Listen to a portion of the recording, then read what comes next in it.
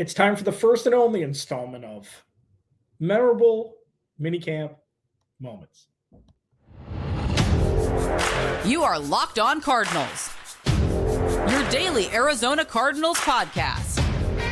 Part of the Locked On Podcast Network, your team every day.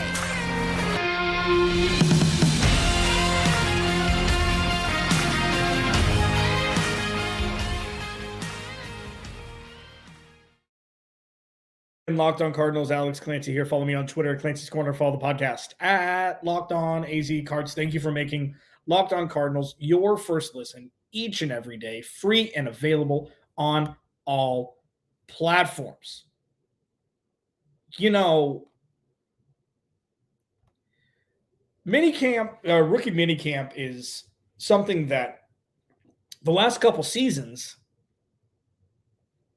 hasn't really had a whole lot of storylines out of it, whether it be trading a first round pick or, something else. This one felt different. And there's three storylines that I want to bring up on this podcast and kind of infuse it into what the big picture could look like for each story. Three very different stories. Two of them are football related. One of them is culture related.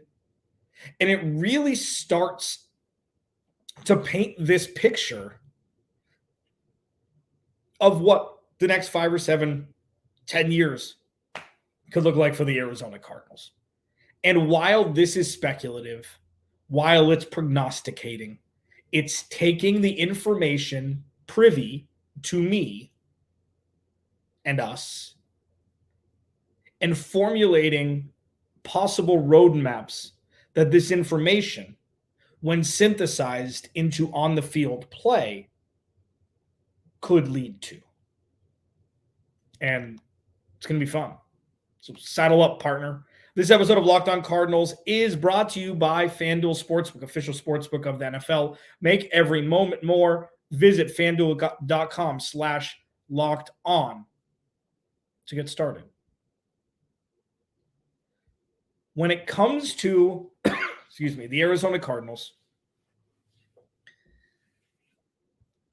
it's been a fractured foundation over the better part of a decade. Now, positive things can be yielded with a cracked foundation, but for varying reasons and in varying degrees, the Arizona Cardinals organization hasn't been fully functional. Now, that's not necessarily fair when you're looking at the rest of the NFL. There's plenty of dysfunction. This is a one-team race. The Arizona Cardinals are the only team that I'm focusing on. Sure, you could say the Browns and the Jaguars and the Bears and the Lions. I mean, they're the Packers. I mean, that's dysfunction at a different level. Every team has some sort of dysfunctionality because no business is perfect and no team is perfect and no employee is perfect and on down the list. But what we've seen was repetition of the same thing, expecting different results. And that's what's led to the dysfunctionality that is put on the doorstep of the future, a team that has hit rock bottom. And I say that with a smile. I say that with a smile because it's only forward from here.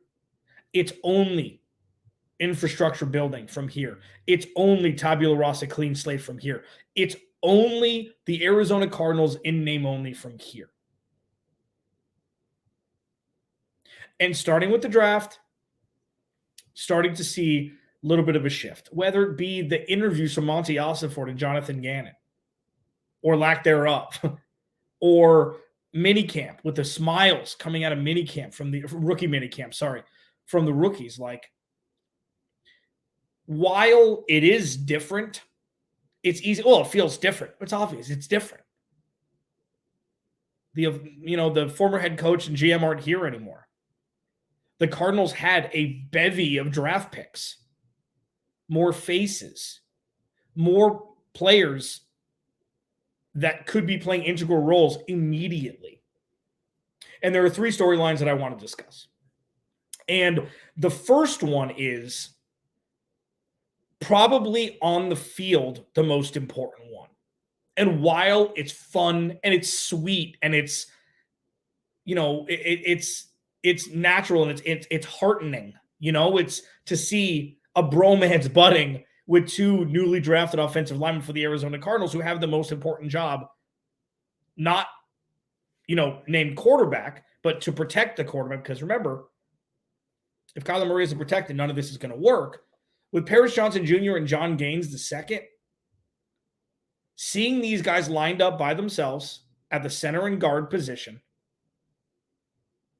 and them, being roommates during the process, and like you see what they say about each other, like this is a story that I don't know would have necessarily happened a couple years ago. Like, this is rebirth. This is starting from scratch. And it's fun and it's compelling. And it's just two young gentlemen, exemplary at their craft in college, getting drafted by the same team. And it's something that,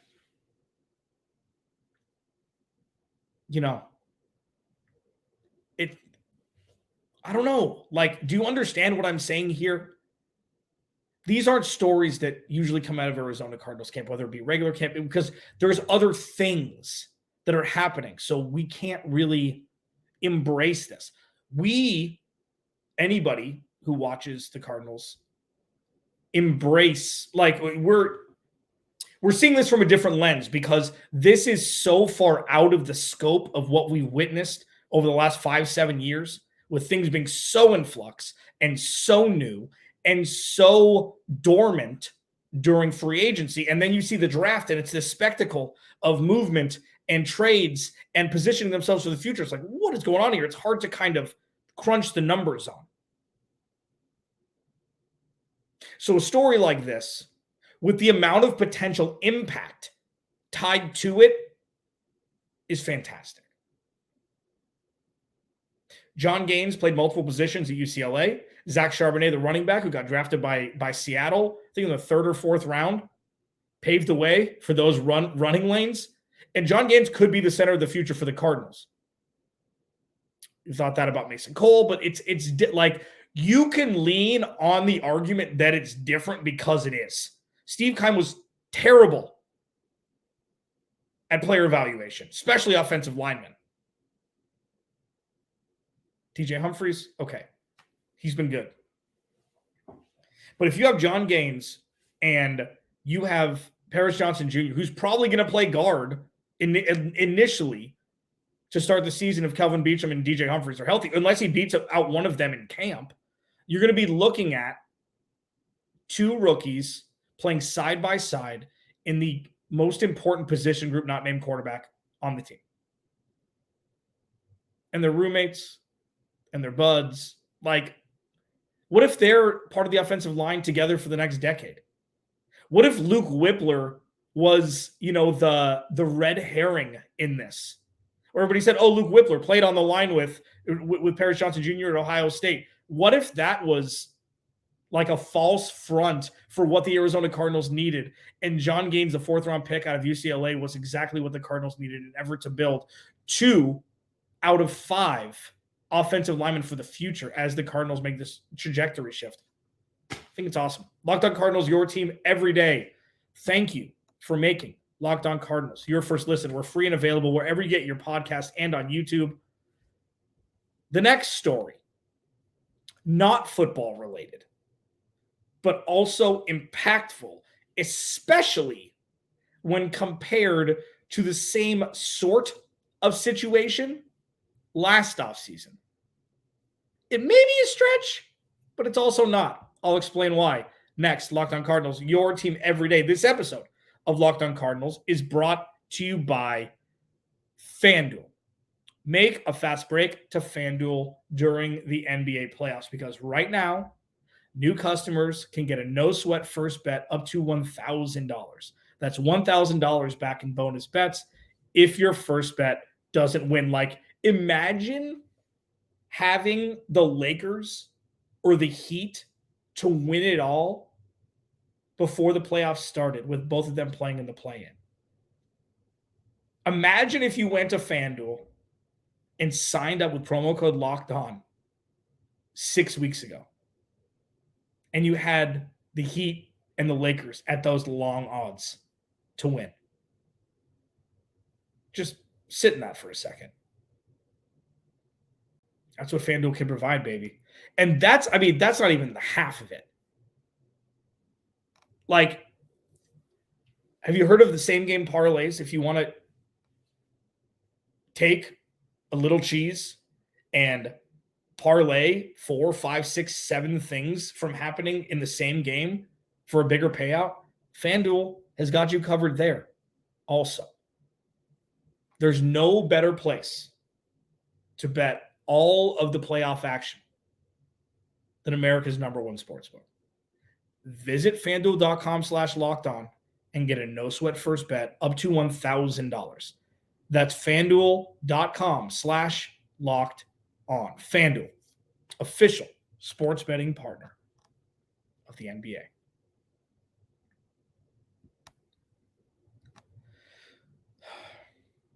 Memorable minicamp moments. Alex Clancy, Locked On Cardinals. Thanks for hanging on a Monday. Damn it. There's so much to discuss. There's so many things throughout this offseason that are going to be highlighted. There are so many things that are up in the air, question marks. Like, okay.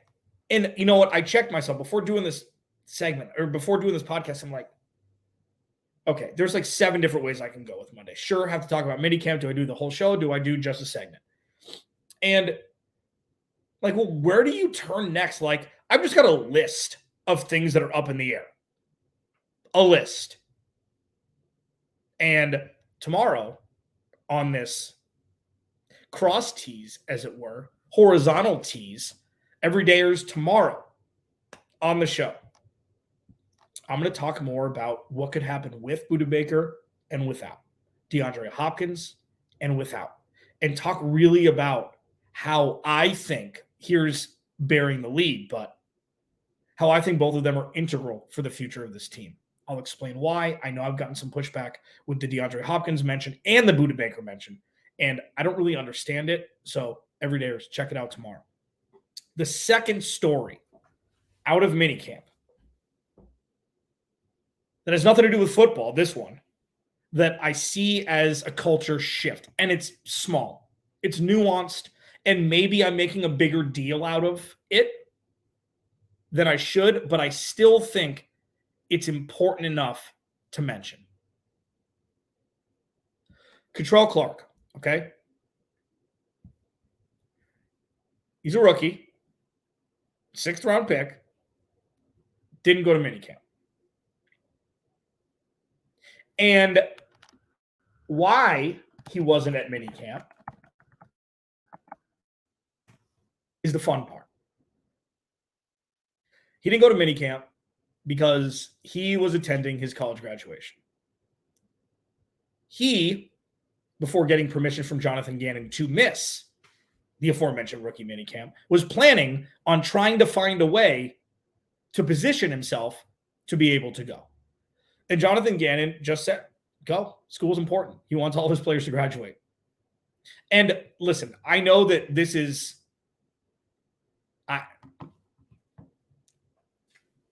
just take a second here, okay?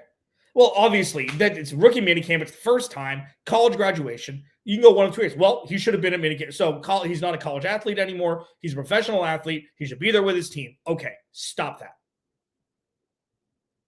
Should he have been at minicamp with college graduation there? You can, like, this isn't that big of a deal to really be like, no, put foot down. That person needs to stop, okay? Or be like, no, 100% graduation. It's rookie minicamp. It doesn't really matter.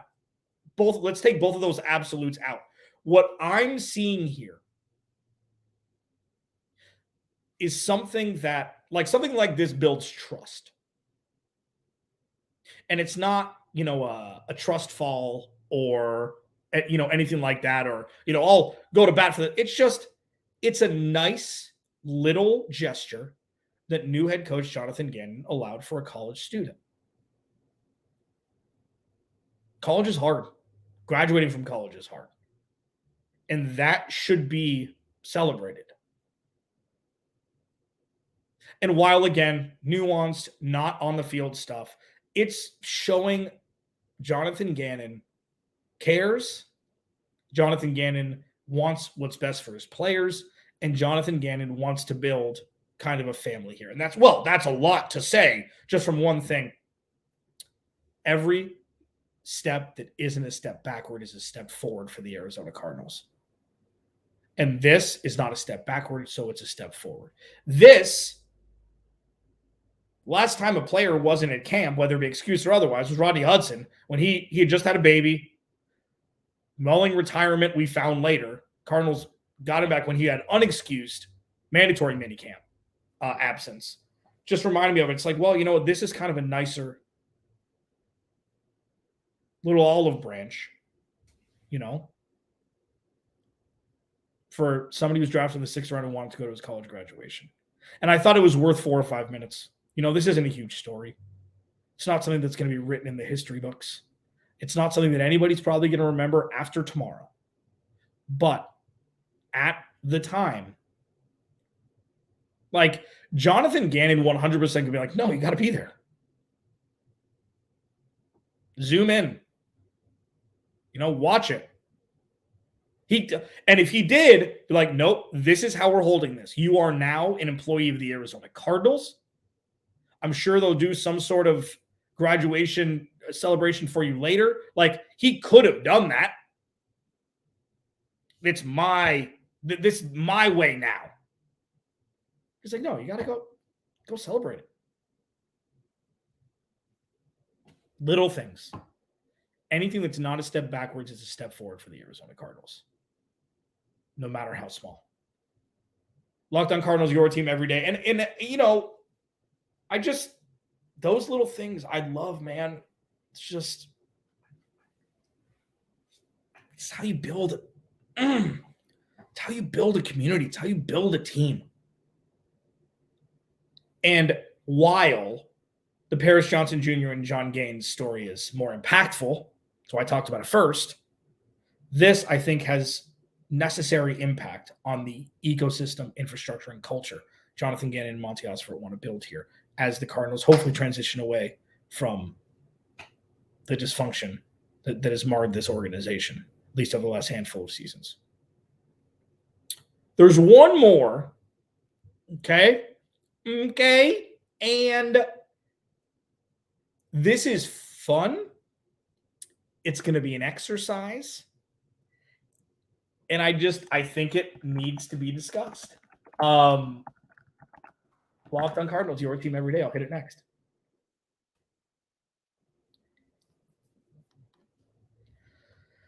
Okay. So let's chill for a second. Let's take a breath. And here we go. Clayton Tune looked good. Okay. Alex Clancy, Locked On Cardinals. Follow me on Twitter, Clancy's Corner. Please DM me with segment ideas you want to hear about, topics you want me to discuss. Already got a couple. Thank you. I will be rolling them out. I've got them bookmarked. I'll be discussing them when the time is fit, especially as we break down this roster and position ourselves, to really looking at the bigger picture when it comes to the Cardinals 2023 season and beyond. Okay, so for those who don't know who Clayton Tune is, was drafted late round by the Cardinals, played 5 years in Houston. I think he had a medical red shirt, and he threw for 4,000 yards and 40 touchdowns in 2022. Okay, he said, he's confident. There was a quote that came out like something to the effect of he could be the best quarterback in this draft. And that's fine. That's neither here nor there. It was confident. It wasn't cocky. Okay.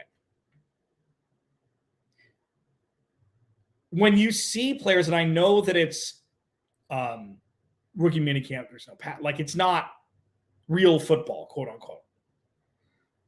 When you see certain players just run and throw the ball, or run and catch the ball, or run and block, or run and pass defend, you just know that they're going to be an NFL player for a while. You can just tell the presence. He's got that. 6'3", 215, more of a traditional, height and weight of a quarterback. And I'm sure he'll bulk. I'm sure he'll be upwards of 230.